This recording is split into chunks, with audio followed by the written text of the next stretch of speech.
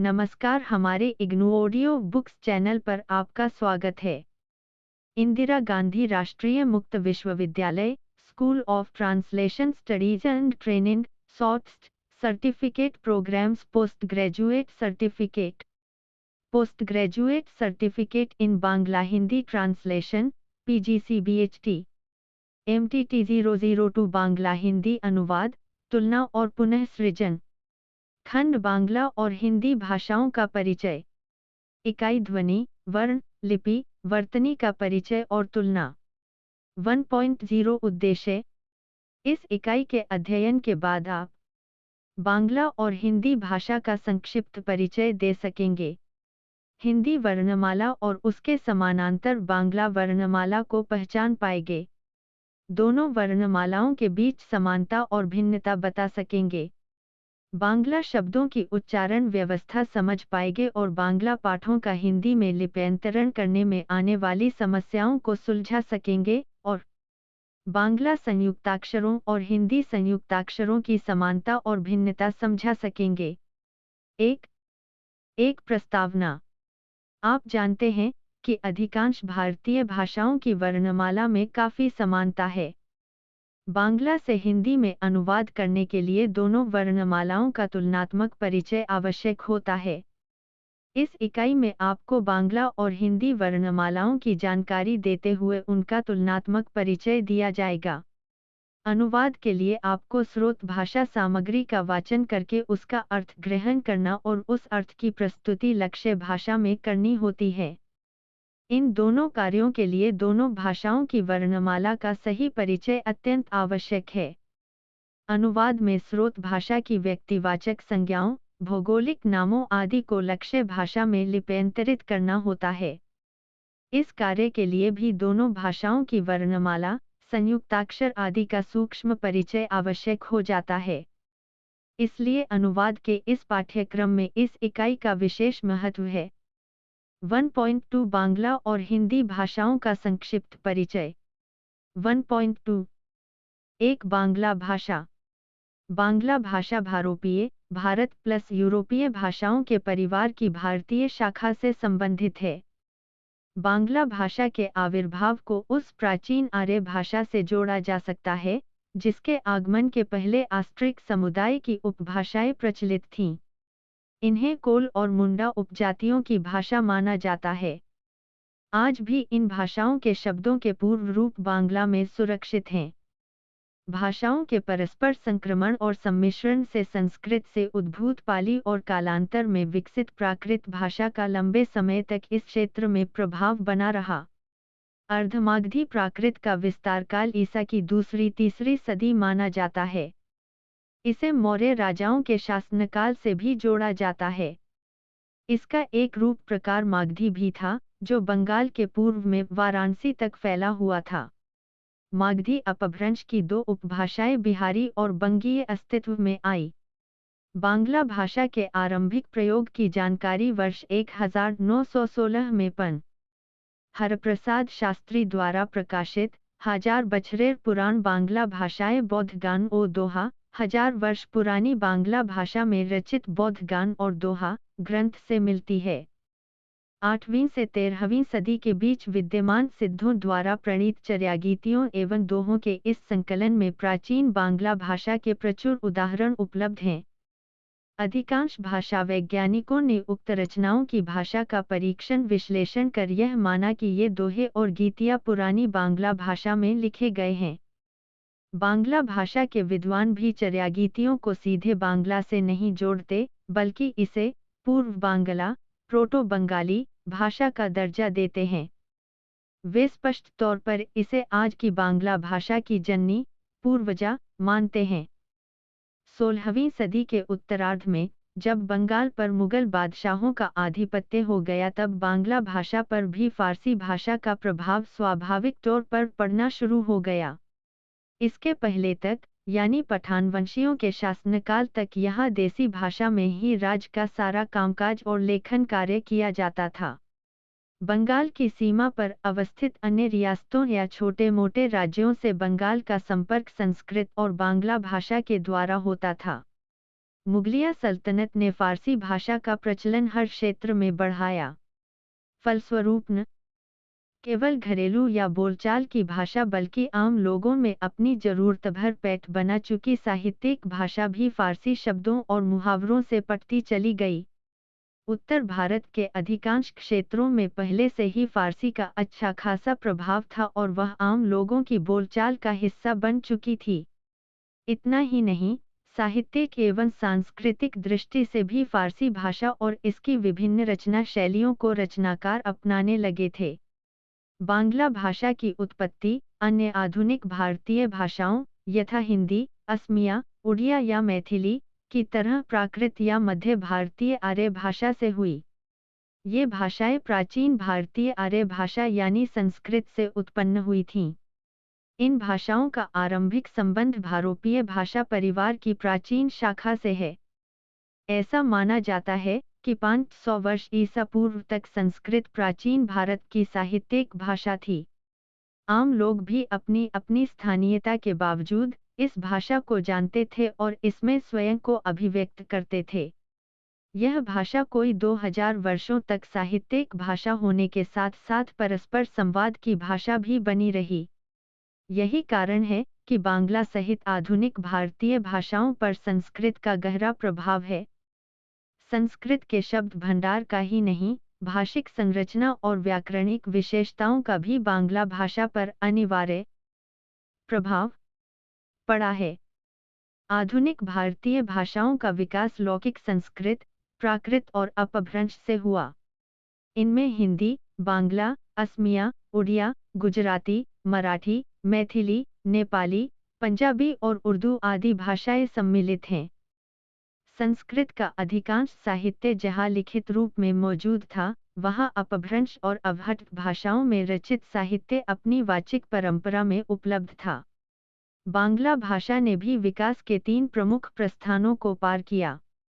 इसकी आरंभिक अवस्था के दौर प्राचीन बांग्ला और बीच के दौर को मध्य बांग्ला की संज्ञा दी गई।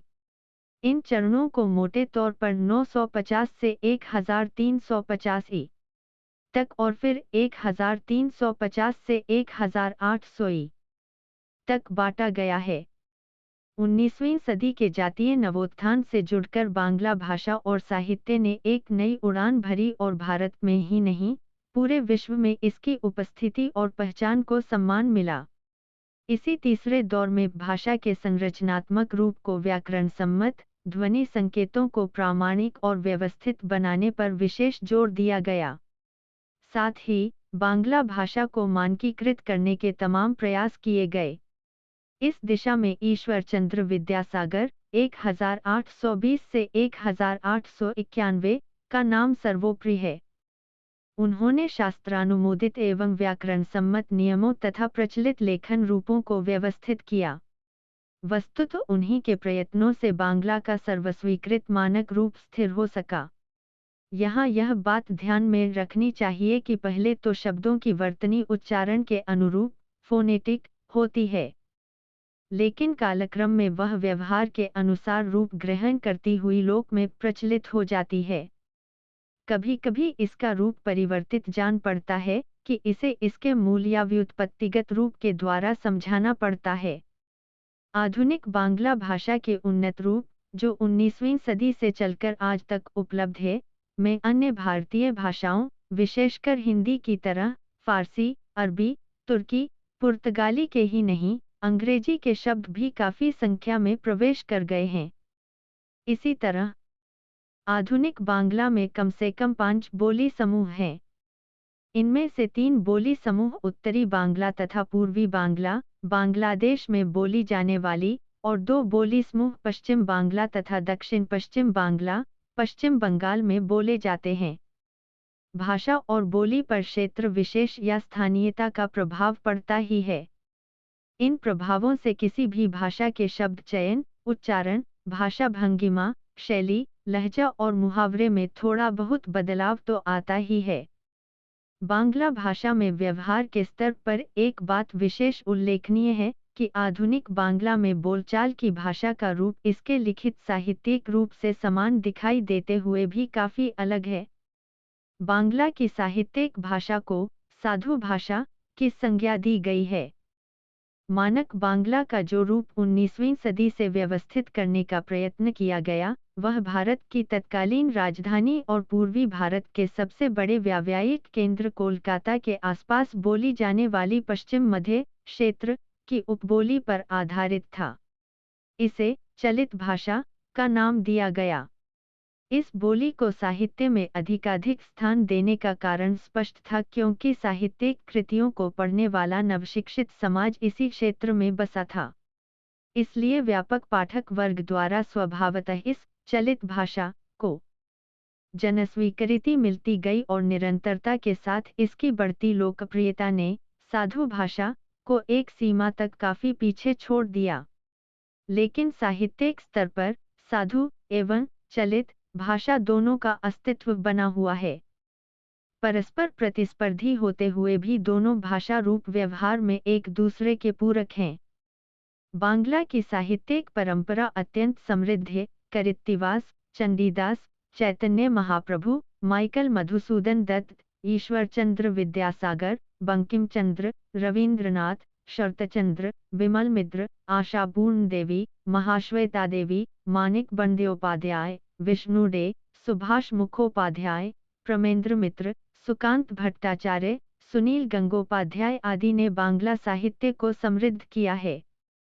महत्वपूर्ण बात यह कि आधुनिक भारतीय नवजागरण का सूत्रपात बंगाल में होने के कारण साहित्य के क्षेत्र में भी बांग्ला नवोन्मेष की अग्रणी रही है। नवजागरण और स्वाधीनता की चेतना तथा नई साहित्यिक दृष्टियों और दिशाओं को लेकर भी बांग्ला ने अनेक भारतीय भाषाओं को प्रभावित किया है। आधुनिक हिंदी भाषा और साहित्य को बांग्ला का अविस्मरणीय योगदान रहा है। 1.2 दो हिंदी भाषा। हिंदी भाषा का उद्भव अपभ्रंश से माना जाता है। 6ठी शताब्दी के आसपास प्राकृत का प्रभाव जब समाप्त हो रहा था तो अपभ्रंश का प्रभाव पूरे मध्य देश में फैल रहा था। अगली 4-5 शताब्दियों यानी 11वीं सदी तक अपभ्रंश का बोलबाला रहा और इसमें उच्च कोटि की रचनाएं लिखी गईं। मध्य भारत के दक्षिणी प्रदेशों तक और पूर्वी हिस्से में इसका प्रचार हुआ और इस दौरान शिष्ट समाज में भी इसकी पैठ हो गई।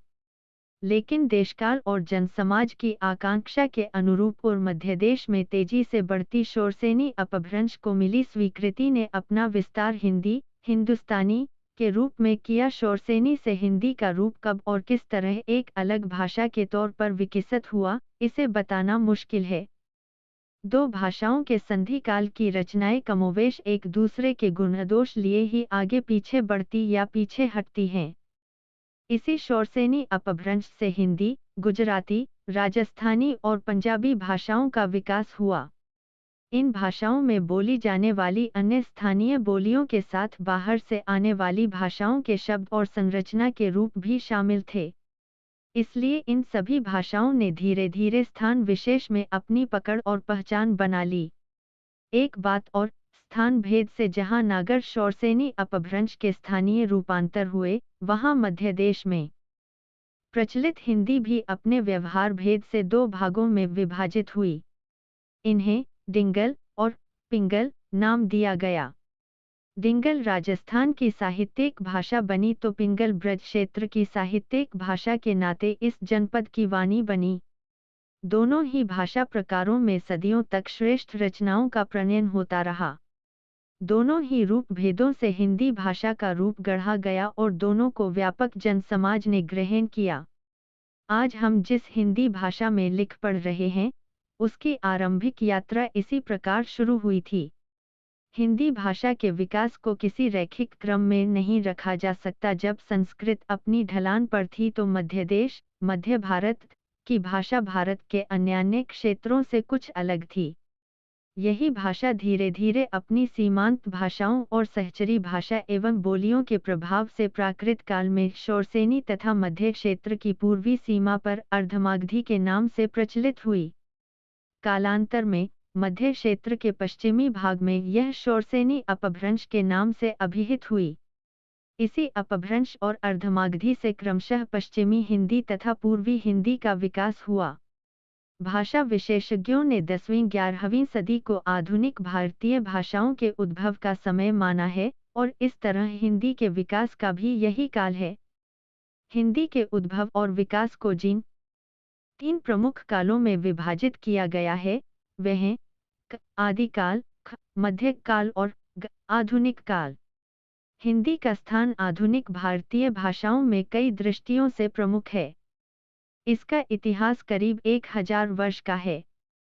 भारत के सर्वाधिक क्षेत्रों में सर्वाधिक जनता द्वारा समझी और बोली जाने वाली भाषा होने कारण इसे भारत की संपर्क भाषा तथा राष्ट्रभाषा का स्थान पहले प्राप्त हो चुका है।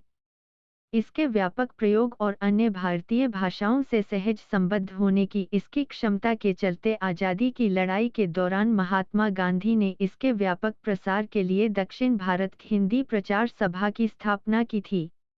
आज़ादी के बाद भारतीय संविधान की धारा 343 में हिंदी को संघ की राजभाषा स्वीकृत किया गया है। यद्यपि कुछ शर्तों के अधीन अंग्रेजी को भी राजभाषा के रूप में स्थान दिया गया है, तो भी भारत सरकार की राजभाषा नीति के अनुसार प्रशासन में हिंदी का प्रगामी प्रयोग किया जा रहा है। बोलने वालों की संख्या की दृष्टि से हिंदी का स्थान विश्व की पहली 3 भाषाओं में से एक है। संयुक्त राष्ट्र संघ की आधिकारिक भाषाओं में हिंदी को भी स्थान दिलाने का प्रयत्न हो रहा है।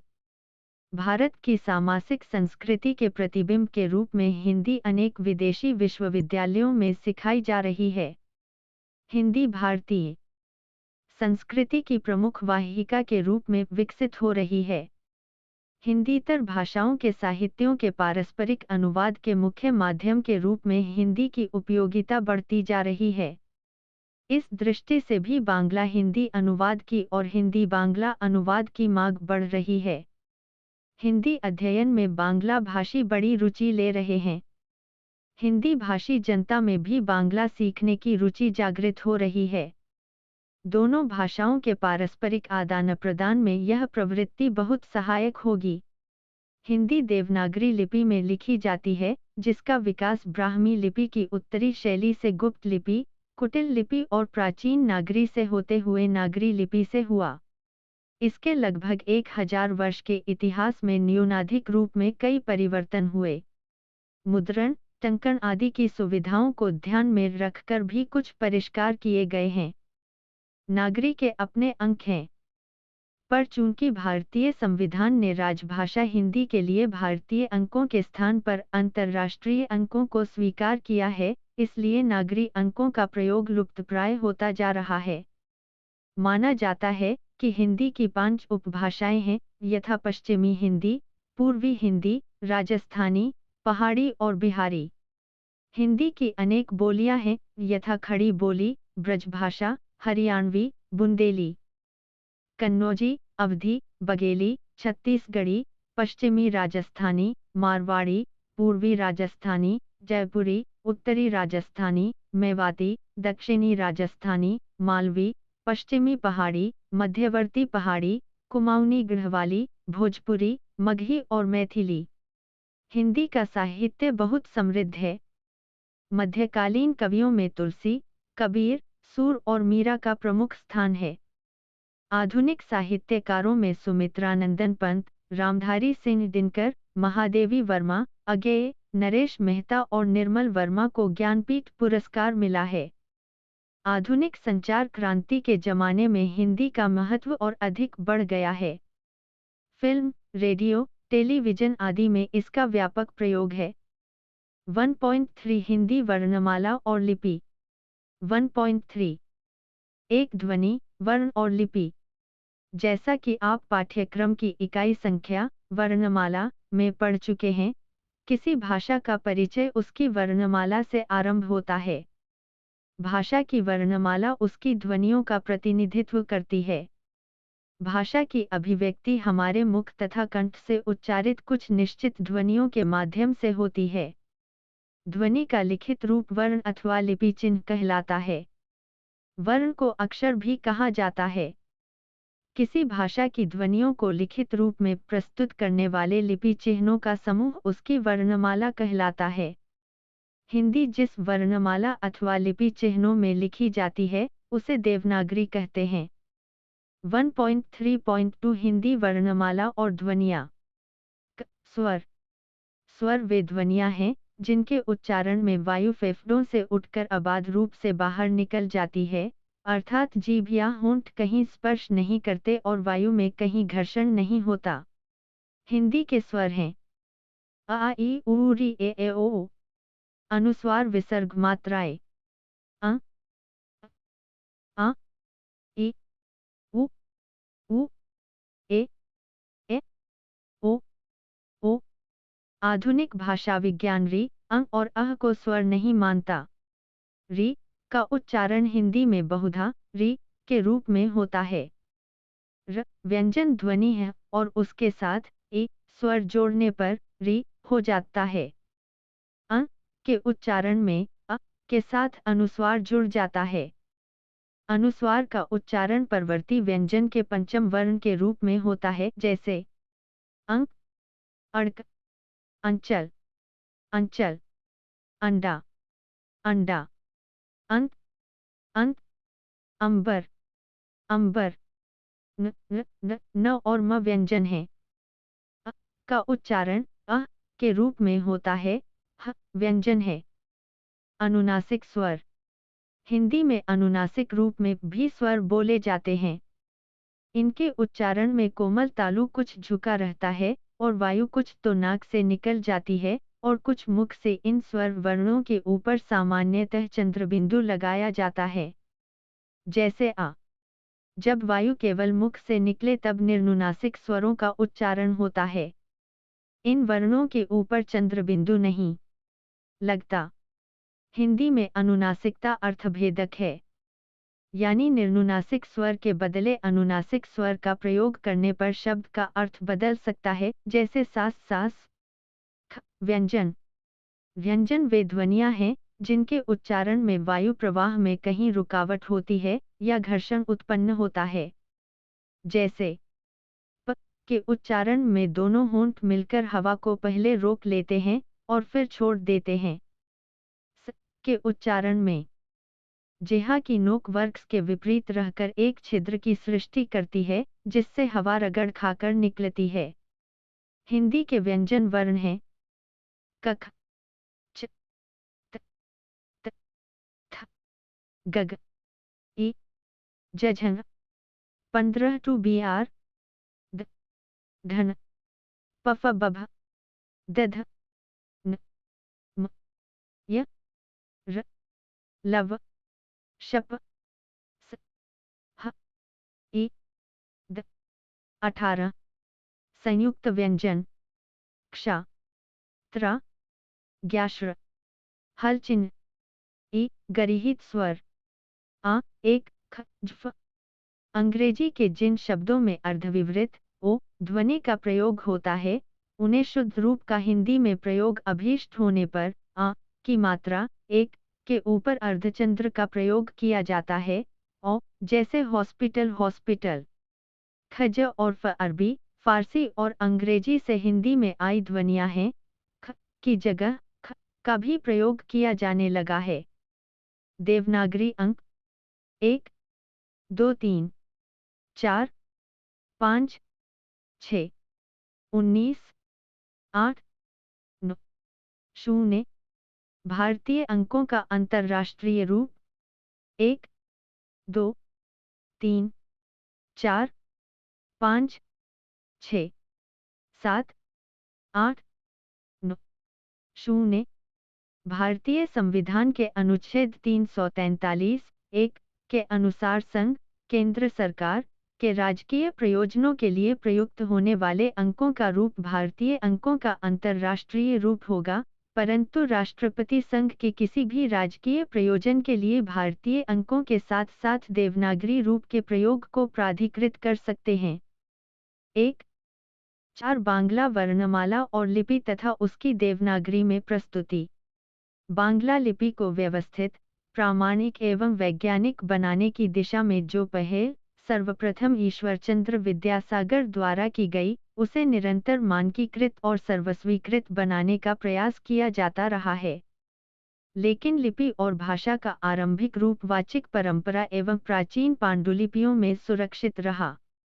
बाद में मुद्रणकला के बढ़ते कदम के साथ इनमें जो संशोधन किए गए, उनका प्रभाव भी भाषा और लिपि पर पड़ा।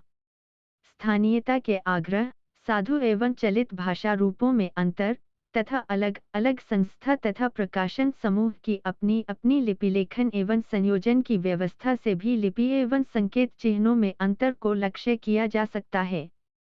यहाँ ईश्वरचंद्र विद्यासागर प्रणीत वर्ण परिचय प्रथम भाग प्रकाशन काल 1855 के अनुसार बांग्ला लिपि वर्णक्रम दिया जा रहा है।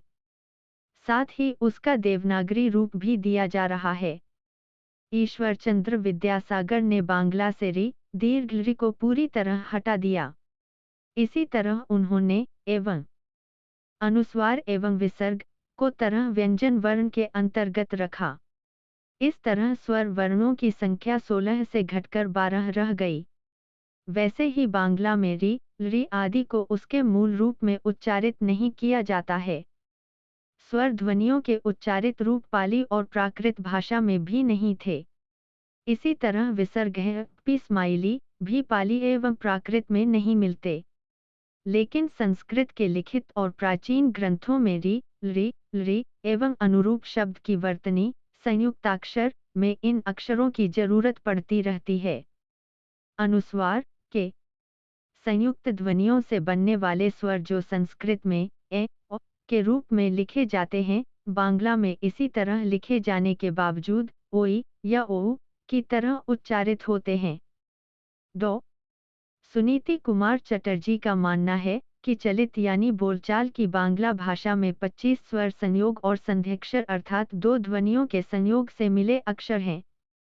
बांग्ला की वर्णमाला में संध्यक्षर कहलाने वाले दो ही वर्ण हैं, ए और ओ। इन्हें विभिन्न स्वर वर्ण और य अ की सहायता से लिखा जाता है। एक अंश हिंदी और बांग्ला में वर्णगत समानता एवं अंतर। हिंदी और बांग्ला में मोटे तौर पर वर्णमालाओं में समानता है, लेकिन कुछ अंतर भी हैं, जिन्हें पढ़ते एवं लिखते समय ध्यान में अवश्य रखना चाहिए। बांग्ला में दो अन्य वर्ण हैं। ये वर्ण अलग से लिखे जाते हैं। पहला य, जिसका उच्चारण य और दूसरा ए साथ साथ नो यानी हलंत टू। हिंदी में इनका रूप नहीं मिलता। लिखित तौर पर किसी संयुक्त वर्ण में जब यह द्वितीय वर्ण होता है, तो हिंदी में यह पूरी तरह लिखा जाता है और यह के पूर्व आया वर्ण हलंत के साथ लिखा जाता है। लेकिन बांग्ला में पहला वर्ण पूरा लिखा जाता है और उसके बाद 5 वर्ण एक उपवर्ण की तरह प्रयुक्त होता है। उदाहरण के लिए सत्य, सभ्य, साम्य। हिंदी में ए तथा ए स्वर की मात्राएं वर्ण के ऊपर लगती हैं, लेकिन बांग्ला में दोनों ही मात्राएं वर्ण के पूर्व लगती है। यथा के, पे, के, रे।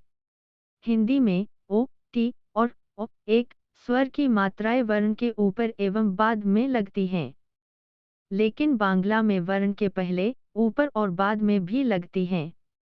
उदाहरण के तौर पर को, मो। हिंदी और बांग्ला दोनों में ही चंद्रबिंदु का प्रयोग होता है, लेकिन हिंदी की वर्णमाला में इसे अलग से स्थान नहीं मिलता है, लेकिन बांग्ला वर्णमाला में इसे अंत में स्थान दिया गया है।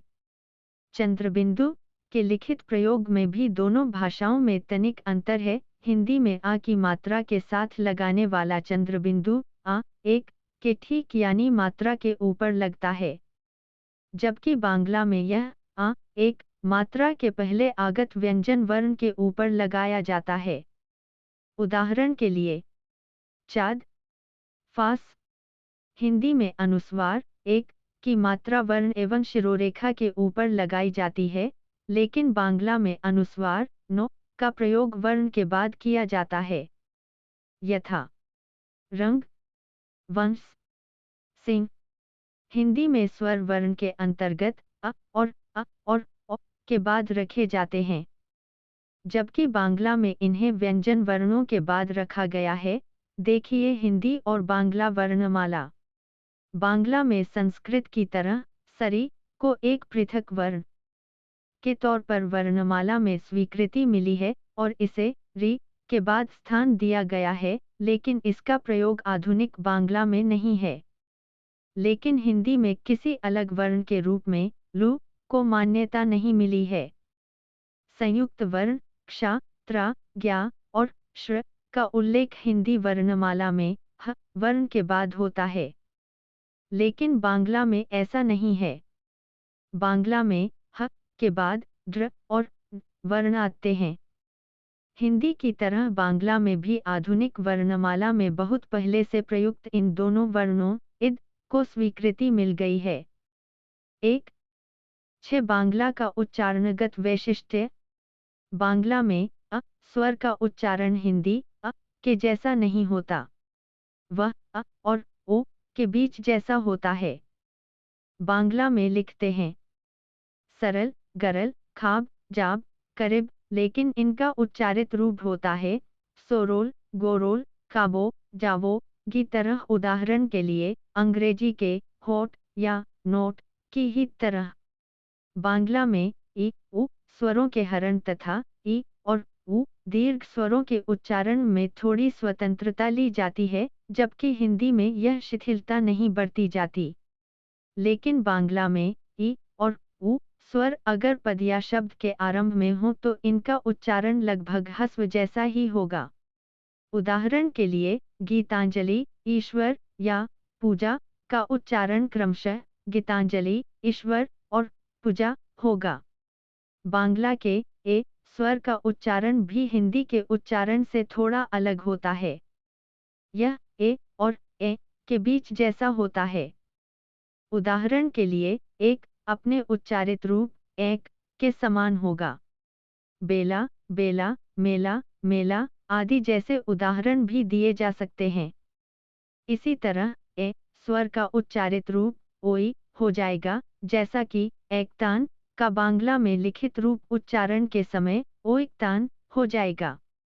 यहाँ यह ध्यान में रखना होगा कि बांग्ला शब्दांत अ, यदि वह ओ का द्योतक न हो या इसके पूर्व व्यंजन स्वर का संयोग न हो तो वह उच्चारित नहीं होगा। व्यंजन संयोग के बाद इसका उच्चारित रूप होगा गोविंद, गोबिंदो। वस्तुतः स्वर संगति के कारण अ का उच्चारण बांग्ला भाषा की विशिष्ट प्रकृति के कारण प्रभावित हो जाता है। अ स्वर के बाद जैसा कि पहले बताया गया ए उ आता है, तो इस आधार पर उच्चारण बदल जाता है। जैसे गढ़ी शब्द का उच्चारण गोड़ी और मधु का उच्चारण मोधु हो जाता है एक। इसी तरह अ स्वर के बाद व्यंजन स्वर य और क्ष आता है, तो हत्या और रक्षा जैसे शब्द होता और रोखा की तरह उच्चारित होते हैं। यहाँ याद रखना चाहिए कि बांग्ला में क्ष का उच्चारण ख होता है यदि यह पद के आरंभ में हो। उदाहरण के लिए क्षमा, खमा, क्षिति, खिति, क्षुधा, खुदा। लेकिन अन्यत्र क्ष स्वर का उच्चारित रूप ख होगा, जैसे भिक्षा, भिक्खा, लक्षण, लखन, शिक्षक, शिक्षक आदि। बांग्ला में न स्वनिम नहीं है। न को बांग्ला में मूर्धन्य न कहा जाता है।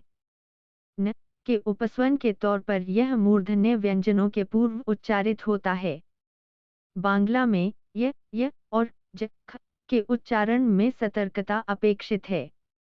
हालांकि य का उच्चारण बांग्ला और हिंदी के जैसा ही होता है, यथा कार्यालय, कार्यालय, धारे, धार्ज। साथ ही यह भी ध्यान में रखना होगा कि जब यह पद के आदि में हो तो उसका उच्चारण ज होता है, जैसे यात्रा, जात्रा, योग, जोग। लेकिन अगर यह पद के मध्य या अंत में हो तो उसका उच्चारित रूप यह ही होगा, जैसे नियम, नियम, नयन, नयन, समय, समय, वय, वय आदि।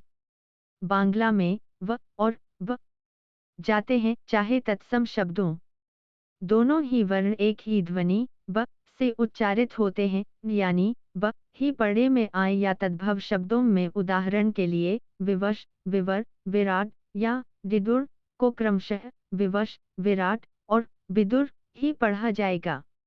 इसी क्रम में अगर किसी दूसरी भाषा के शब्द को बांग्ला में लिप्यंतरित या उच्चारित करना पड़े और उसमें व उपस्थित हो तो उसके लिए बांग्ला में ओए लिखते हैं, जैसे हवा को हवया, तिवारी को त्योयारी।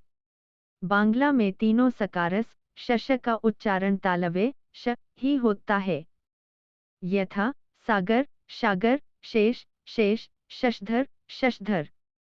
लेकिन दंत्य स के साथ अगर किसी व्यंजन वर्ण का योग हो तो इसका उच्चारण स ही होता है। उदाहरणार्थ स्तब्ध, स्निग्ध, स्नेह जैसे शब्द अपने मूल रूप में ही उच्चारित होते हैं।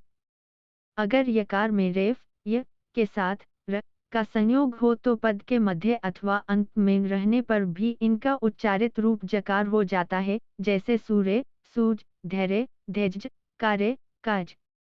बांग्ला में यदि यकार के साथ किसी वर्ण का योग होता है, वह दोबारा उच्चारित होकर यकार का लोप कर देता है, जैसे पद्म, पद्दे, छद्म, छद्दे, गद्दे, गद्दे।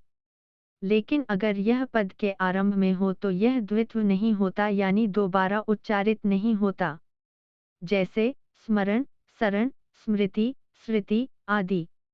इसी तरह किसी यकार अथवा वकार के साथ किसी वर्ण का योग होता है तो वह द्वित्व होकर यानी दोबारा उच्चारित होकर यकार एवं बकार का लोप कर देगा। उदाहरण के लिए नृत्य, नित्य, नित्य, भरित, वायवाद आदि। बांग्ला में व्यंजन के पूर्व र, ल स्वर हो तो व्यंजन द्वित्व हो जाता है, यानी दो बार उच्चारित होता है, यथा चक्र, चौकला, शुक्ल, शुक्लो। यहाँ यह देखना रोचक होगा कि बांग्ला और हिंदी दोनों में प्रयुक्त होने वाले अधिकांश शब्द पिछले कुछ वर्षों में इतने घुल-मिल गए हैं कि आम आदमी को बोलचाल की भाषा में कोई खास परेशानी नहीं होती। कठिनाई वहाँ आती है जहाँ शास्त्रीय, स्थानीय या किसी विशेष प्रयोजन के लिए प्रयुक्त शब्दावली का प्रयोग होता है। हाँ, बांग्ला लिखते हुए हिंदी पाठकों को वर्तनी के मामले में अतिरिक्त सतर्क रहना पड़ता है और हिंदी बोलते हुए बांग्ला भाषा भाषी को हिंदी शब्दों के उच्चारण में सावधानी बरतनी पड़ती है। बांग्ला में हिंदी शब्दों की वर्तनी जिस तरह लिपिबद्ध होती है, उसे भी वैज्ञानिक बनाने और व्यवस्थित करने की आवश्यकता है। उदाहरण के लिए बांग्ला की कई पुस्तकों में हिंदी के कुछ प्रमुख एवं व्यवहृत शब्दों की वर्तनी निम्न प्रकार है। प्रचलित, म्याय, याय, ह्याय, हवा, हावया। 1. 7 बांग्ला के उच्चारणगत वैशिष्ट्य से जुड़ी समस्याएं। बांग्ला भाषा की वर्णमाला को समय समय पर कई विद्वानों और भाषाविदों ने संशोधित एवं व्यवस्थित किया है। हिंदी में भी इसी प्रकार के प्रयास होते रहे हैं। बांग्ला भाषा भाषियों को हिंदी भाषा भाषियों की अपेक्षा ध्वनि क्रम के अनुरूप वर्तनी और वर्तनी के अनुरूप संयुक्ताक्षरों के प्रयोग में अधिक सतर्क रहना पड़ता है। यह क्षमता अभ्यास द्वारा ही अर्जित की जा सकती है, इसलिए इसकी वर्तनी और उच्चारण में बड़ा अंतर है। जबकि हिंदी में हर वर्ण का निश्चित उच्चारण है और जैसा लिखा जाता है, वैसा ही उच्चारित होता है। आमतौर पर बांग्ला के लिखित रूप में उच्चारण के कारण जो परिवर्तन होते हैं, उन्हें अच्छी तरह से समझने और उच्चारित करने की आवश्यकता है। बांग्ला ध्वनियों एवं शब्दों के उच्चारित रूप को ठीक से समझे बिना और अभ्यास के अभाव में इस भाषा को सीखने में कठिनाई हो सकती है।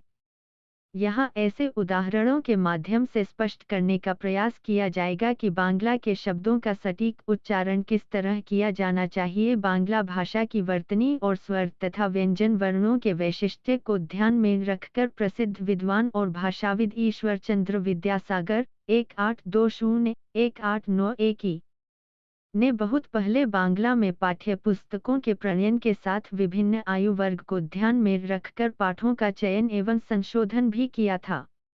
उनके द्वारा लिखित वर्ण परिचय पुस्तिका 1855 आज कोई 150 साल बाद भी बंगाल के बाल पाठकों के लिए अपरिहार्य बनी हुई है। 85 रविंद्रनाथ ठाकुर ने बंगाल की नई पीढ़ी के बच्चों को ध्यान में रखते हुए अंग्रेजी के चलन की पैरोडी तैयार की थी, जिसमें अंग्रेजी वर्णमाला के 26 अक्षरों के उच्चारण की भयावहता का जिक्र किया गया है।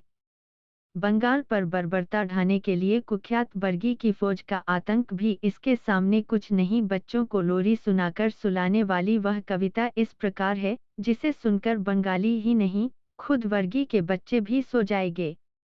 छेले घुमोलो पाड़ा जुड़ोलो, फास्टबुक एल देशे, बानानभुले माथा खेये, एक जामिन देवो किसे। इसका अर्थ है, बच्चा सो गया तो सारे मोहल्ले में शांति छा गई। अब इस देश में पहली अंग्रेजी किताब आ गई। इसमें उच्चारण संबंधी इतनी कठिनाइयां हैं कि इन्होंने दिमाग चाट लिया है। अब भला परीक्षा कैसे दें? अंग्रेजी भाषा की उच्चारण संबंधी हंसी उड़ाने के बाद रविंद्रनाथ बांग्ला भाषा की वर्तनी और शब्दगत उच्चारण पर पूरी गंभीरता से विचार करते हैं।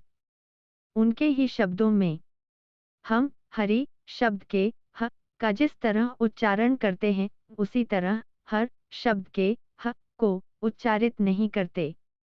पवन शब्द में प अकारांत है, व ओकारांत है और न हलन अनुनासिक।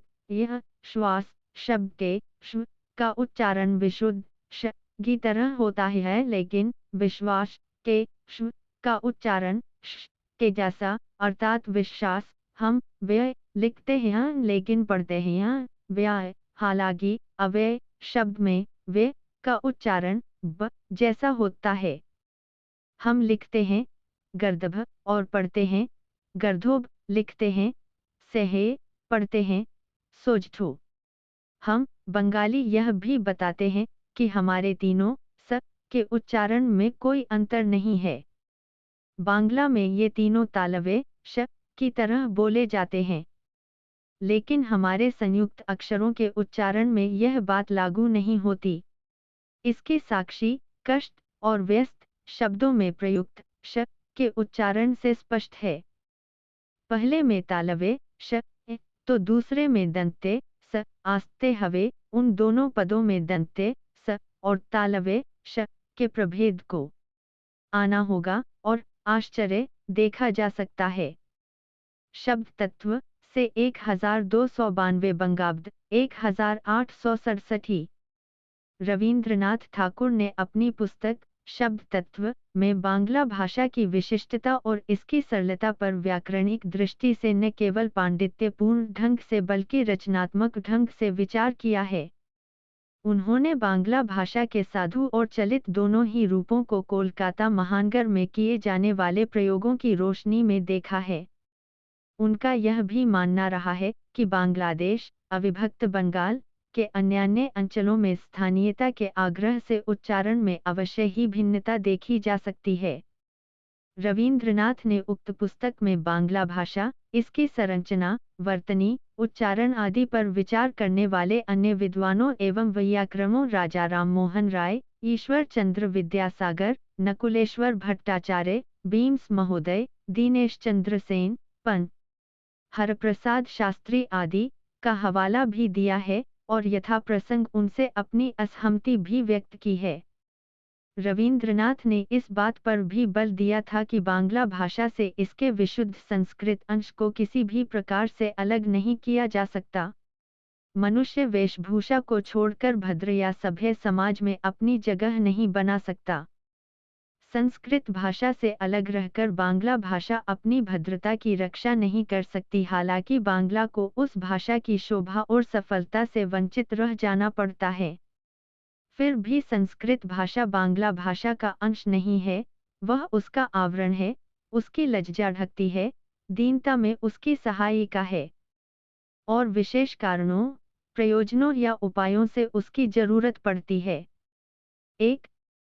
8 बांग्ला की साधु और चलित रूप संबंधी विशेषताएं। बांग्ला भाषा में शब्दों की उच्चारण संबंधी विशेषताओं को जान लेने के बाद जिन अन्य महत्वपूर्ण पक्षों के बारे में जानकारी आवश्यक है, वे निम्न प्रकार हैं। क्रिया रूप। बांग्ला में धातुओं के 2 रूप हैं, एक साधु और 2 चलित। उदाहरण के लिए लिखा, सुना आदि साधु रूप हैं, जबकि लेखा, शोना आदि चलित रूप हैं। इसी तरह से देखिया छे, सुनिया छे, कहिया छे साघु रूप हैं, वहाँ देखी छे, सुनी छे, कही छे चलित रूप हैं। क्रियापद के अंतर्गत उक्त दोनों ही रूपों में अर्थ की दृष्टि से कोई अंतर नहीं है। बांग्ला में लिखते हुए साधु रूप का व्यवहार किया जाता है और बोलने में चलित रूप का प्रयोग होता है, वैसे इन दोनों रूपों के बीच की व्याकरणिक और व्यावहारिक दूरी धीरे धीरे समाप्त हो चली है और अधिकांश लेखक चलित रूप को ही प्रयोग में लाते हैं। हिंदी की तरह बांग्ला भाषा में भी क्रियाओं के दो भेद हैं, अकर्मक और सकर्मक क्रिया। अकर्मक क्रिया अर्थात वह क्रिया जिसके लिए कर्म की अपेक्षा न हो या जिसमें कर्मपद न हो। इसी तरह सकर्मक क्रिया जो कर्मपद के साथ हो और जिसका प्रभाव कर्म पर पड़े। बांग्ला में कर्ता के लिंग के अनुसार क्रिया में परिवर्तन नहीं होता है। उदाहरण के लिए लड़कियां जा गा रही हैं, सी मेरा गान कर छे, मेरा जात छे, लड़के खेल रहे हैं, छेलेरा खेल छे। इसी तरह बांग्ला के क्रियापद में वचन भेद नहीं होता। उदाहरण के लिए निम्नलिखित वाक्य देखिए। पुरुष से जाइते छे खाइते छे, तहारा जाइते छे खाइते छे, वह जा खा रहा है, वे जा खा रहे हैं। बांग्ला में हिंदी की तरह ही पुरुष तीन प्रकार के हैं। बांग्ला में अन्य पुरुष के दो रूप हैं, सामान्य और गौरवार्थक अथवा आदरसूचक। उदाहरण के लिए, एक सामान्य से करे, वह करता है। दो गौरवार्थक या आदरसूचक। मध्यम पुरुष के तीन रूप हो जाते हैं, तुच्छ, सामान्य, गौरवार्थक। तिन करें, वे करते हैं। तुई करिस, तू करता है। तुम्ही कर, तुम करते हो। आपन करें, आप करते हैं। काल उत्तम पुरुष का केवल एक रूप मिलता है, जो एकवचन और बहुवचन दोनों के लिए इस्तेमाल होता है। उदाहरण के लिए, आमे करी, मैं करता हूँ। बांग्ला में हिंदी की तरह ही तीन काल हैं, भूत, भविष्य और वर्तमान। लेकिन काल विभाजन हिंदी की तरह नहीं होता। समय के अनुरूप और भाषा के व्यवहार के चलते काल भेद के कई प्रकार बांग्ला में स्वीकृत हैं। बांग्ला व्याकरण की पुस्तकों में इनके दो प्रकार से नाम दिए गए हैं। यही नहीं, साधु एवं चलित भाषा प्रयोगों के अनुसार इनका रूप भी बदल जाता है। मोटे तौर पर इन कालभेदों को नित्यवृत्त, विशुद्ध, अद्यतन, अनद्यतन, परोक्ष, भूत सामीप्य, वर्तमान सामीप्य आदि नाम दिया गया है। स्पष्ट है, ये नाम संस्कृत व्याकरण से लिए गए हैं और भाषा प्रयोगों के अनुरूप व्यवहृत होते हैं। उदाहरण, नाम साधारण वर्तमान घटमान वर्तमान, पुरागतित वर्तमान अनुज्ञा वर्तमान, साधारण अतीत, नित्यवृत्त अतीत, घटमान अतीत, पुरागतित अतीत। करे, करता है, करिते छे, कर रहा है। करिया छे, किया है, कर चुका है। करुक, करो। करिल, किया। करित, करता। करिते छिल, कर रहा था। करिया छिल, किया था। साधारण भविष्यत, करिबे, करेगा। अनुज्ञा भविष्यत, करिबे, करेगा। पुरागतित भविष्यत, केर थाकिबे, करता होगा। घटमान भविष्यत, करिते थाकिबे, करते रहोगे। क्रिया की विभक्तियाँ। बांग्ला में कालभेद के अनुसार क्रिया के रूप किस प्रकार चलित एवं साधु भाषा प्रकार में बदल जाते हैं, इसे निम्न प्रकार से दिखाया गया है। बांग्ला के चलित रूप की विभक्तियाँ। विभक्ति के नाम। अन्य पुरुष सामान्य, अन्य और मध्यम, मध्यम, उत्तम, मध्यम, सामान्य, तुच्छ, पुरुष, नित्यवृत्त वर्तमान। ए, करे, एन, करें, कर, इस, करिस, ई, करी। घटमान वर्तमान। छे, करिछे, छेन, करिछेन, छ करिच, छिस करछिस, छ करछी। पुरागतित वर्तमान, एछे करेछे, एछेन करिएछेन, एच करिएच, एछिस करेछिस, एछी करेच। अनुज्ञा, वर्तमान, उक करुक, उन करून। कर, साधारण अतीत, ले करिले, लेन करलेन, ले करले, ली करली, लाम करिलाम। नित्यवृत्त अतीत, त करित, तेन करतेन, ते करते, तिस करतिस, ताम करिताम। घटमान अतीत, छिल छिलेन, छिले, छिली, छिलाम। करेछिल, करेछिलेन, करेछिले, करछिली, करेछिलाम। पुरागतित अतीत, एछिल, एछिलेन, एछिले, एछिली, एछिलाम। करेछिल, करिएछिलेन, करिएछिले, करिएछिली, करिएछिलाम। साधारण भविष्यत, बे कर, बेन करिबेन, बे करबे, बी करवी, बो। अनुज्ञा भविष्यत, वे करबे, बेन करबेन, ओ करो, इस करिस, ब करिबो। कारक, बांग्ला भाषा में हिंदी की तरह 7 कारक और उनकी विभक्तियां हैं। हिंदी में संबोधन कारक 8वां कारक है, जिसका बांग्ला में अभाव। बांग्ला में कारक के साथ लगने वाली कई विभक्तियां मुख्यतः कर्ता कर्म संबंध और अधिकरण सूचक हैं। इसी तरह के, रक्त, क्रमशः कर्म, संबंध और अधिकरण कारक की विभक्तियां हैं। बांग्ला भाषा में आवश्यक नहीं कि प्रत्येक कारक के लिए अलग अलग विभक्तियां हों। उदाहरण के लिए, कई विभक्तियां भिन्न भिन्न कारकों में प्रयुक्त होती हैं। जैसे कारकों के नाम, कर्ता, करण, संप्रदान, अधिकरण। विभक्ति ये, ते ये, रा, एरा। कर्ता, बहुवचन, दिग्के, दिके, देर। कर्म, संप्रदान, बहुवचन, के, रे। कर्म, संप्रदान, एकवचन, एर, येर, रकार दिगेर, देर। देर, एते। संबंध, एकवचन, संबंध, बहुवचन, कर्म, बहुवचन, अधिकरण, एकवचन। बांग्ला में विभक्तियों के स्थान पर निर्धारित पदयोग करने से भी कारक का कार्य संपन्न होता है। ये पद हैं तक, ठेके, जमी ठेके जमीन से, मिन, दिए कलम से, मानुषेर छात्रा, द्वारा, मनुष्य से, आदि। यहाँ याद रखना चाहिए कि द्वारा, दिए, आदि करण कारक, संयोग सूचक है तथा ठेके, अपादान कारक सूचक बांग्ला में, द्वारा, दिया, आदि पद अव्यय सूचक भी हैं। इनका प्रयोग हिंदी की तरह संबंधित विभक्ति के बाद भी होता है, जैसे मचा मंत्रेर द्वारा, मंत्र प्लस एर, यानी मंत्र के द्वारा, या सापेर विष, साप का विष सर्प विष। रंग, दिया आंका, रंग से उकेरा गया, में, दिया, और द्वारा प्रयोग देखे जा सकते हैं। विभक्ति के प्रयोग, कर्ता कारक। बांग्ला में कर्ता, एकवचन में कभी कभी हिंदी की तरह कोई विभक्ति नहीं लगती। जैसे अजीत खाच्छे, अजीत खा रहा है। कर्तरीवाच्य के प्रयोग से कभी कभी कर्ता में ए विभक्ति का योग हो जाता है। उदाहरण के लिए, न लोके बले, लोग कहते हैं।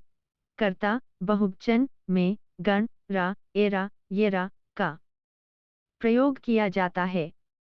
जैसे लोकेरा बले, लोग कहते हैं। छेलेरा आके, लड़के चित्र बनाते हैं। कर्ता के आद्रसूचक या समूह बोधक क्रिया होने पर रा के बदले एरा का प्रयोग होता है। जैसे बहुएरा जल भरेन, बहुए पानी भरती हैं।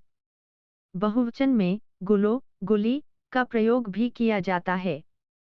जैसे मनी, छेले गुलो आसेनी, लड़के नहीं आए, म में गुली हासछे, लड़कियां हंसती हैं, आदि। बांग्ला में साधु और चलित विभक्तियों के प्रयोग को निम्नलिखित उदाहरण से समझा जा सकता है। उदाहरण के लिए, का, काट, काटना धातु के नित्य वृत्त वर्तमान का चलित और साधु रूप निम्नलिखित होगा। चलित रूप, काटे, काटेन, काट, काटिस, काटी। साधु रूप चलित जैसा ही होगा। घटमान, अतीत का रूप निम्नलिखित होगा। टटिलाम कोई। चलित रूप काटछिल, काटछिलेन, काटछिले, काटछिली तथा काटछिलाम। साधु रूप काटितेछिल, काटितेछिलेन, काटितेछिले, काटितेछिली तथा काटितेछिंग। साधारण भविष्यत का रूप निम्नलिखित होगा। चलित रूप काटबे, काटबेन, काटबे, काटबी, काटबो। साधु रूप काटिबे, काटिबेन, काटिबे, काटिबी, काटबो। इसी प्रकार अन्य क्रियाओं के धातु रूप समझे जा सकते हैं। सर्वनाम। बांग्ला में सर्वनाम के मुख्य भेद प्रकार हैं। पुरुषवाचक सर्वनाम, आमी, मैं, तुम्ही, तुम, से, वह, आदि। निर्देशक या निर्णय सूचक सर्वनाम, ताहा, वह, इहा, यह, उहा, वह, आदि। प्रश्नवाचक सर्वनाम, कि, क्या, के, कौन, आदि। सापेक्ष व समुच्चयी सर्वनाम, अनिर्देश या अनिश्चय सूचक सर्वनाम। आत्मवाचक सर्वनाम, जे, ये। साकल्यवाचक सर्वनाम, के, क्यों, कोई, आदि। निजे, आपने, स्वयं, आदि। उभय, सकल, सब, आदि। पुरुषवाचक सर्वनाम के 3 भेद हैं: उत्तम पुरुष, मध्यम पुरुष, अन्य पुरुष कर्ता कारक के एकवचन में। इन पुरुषों के निम्नलिखित रूप हैं: सामान्य, तुच्छ, गौरवार्थ, उत्तम पुरुष, आमी, मैं, मध्यम पुरुष, तुम्ही, तुम, तुई, तू, आपनी, आप, अन्य पुरुष, से, तहाँ, ता, वह, तिनी, वे, ए, इहा, यह, इनी, ये, ओ, उहा, वह, उनी, वे। व्यक्तिबोधक, तिनी, जिनी, के, किनी, इनी, आपनी, तुमी, तुई, आमी। व्यक्ति व जंतुवाचक, से, जे, के। व्यक्ति, प्राणी व पदार्थवाचक, ए, ओ। पदार्थ व क्षुद्र जंतुवाचक, तहा, ता, जहाँ, या, की, इहा, उहा। वचन और कारक भेद से सर्वनाम के रूप में परिवर्तन होता है, लेकिन स्त्रीलिंग और पुल्लिंग भेद से सर्वनाम के रूप में परिवर्तन नहीं होता। जहाते, तहाते आदि का प्रयोग क्रिया विशेषण की तरह होता है। से, जे की, ए, ओ का प्रयोग विशेषण की तरह भी होता है, जैसे म, मन से। आमादिग के, आमादेर, आमादेर के, मोदिग के, मोदिगेरे, मोदेर, मोदिग के। आमादिग, दिगेर, द्वारा दिया, कर्तरिक, आमादेर दिया, द्वारा। आमादिग के, आमादेर, आमादेरे, मोदेर, मोदेर, मोदिग के। आमादेर, आमादिग, हईते। आमादिगेर, आमादेर, मोदेर। अधिकरण, आमाय, आमाते, मोते। आमादिगेते, आमादिगेर सकले, मोदिगे। तुमी, तुम, स्त्रीलिंग और पुल्लिंग रूपों में। तोमाके, तोमार, तोके, तोरे, तोर। एकवचन, कर्ता, तुम, तुम। कर्म, करण, तुमा द्वारा, तोमा कर्तरिक, तोर द्वारा। संप्रदान, कर्म कारक के जैसा रूप होता है। बहुवचन तोमरा, तोरा। तोमादिगके, तोदेर, तोदिके। तोमादिगेर द्वारा, तोदेर द्वारा। 1.10 सारांश। इस इकाई में आपने हिंदी और बांग्ला भाषाओं का संक्षिप्त परिचय प्राप्त करते हुए इन दोनों भाषाओं की ध्वनि, लिपि और वर्णमाला की जानकारी प्राप्त की है। अब आप जान गए हैं कि इन दोनों भाषाओं की काफ़ी ध्वनियाँ समान हैं, किंतु कुछ ध्वनियाँ अलग अलग हैं। आपको यह भी पता चल गया है कि भिन्नता के बावजूद इन भाषाओं की स्वर व्यंजन व्यवस्था में बहुत कुछ मिलता जुलता है, क्योंकि ये दोनों भारतीय भाषाएं हैं। अब आप यह भी समझ गए हैं कि बांग्ला में कुछ ऐसी ध्वनियाँ हैं जो हिंदी में नहीं हैं। इस इकाई को ध्यानपूर्वक पढ़कर आप बांग्ला पाठ को सही उच्चारण के साथ पढ़ सकते हैं, बांग्ला से हिंदी में लिप्यंतरण कर सकते हैं। धन्यवाद, मिलते हैं अगले वीडियो में अगले पाठ के साथ।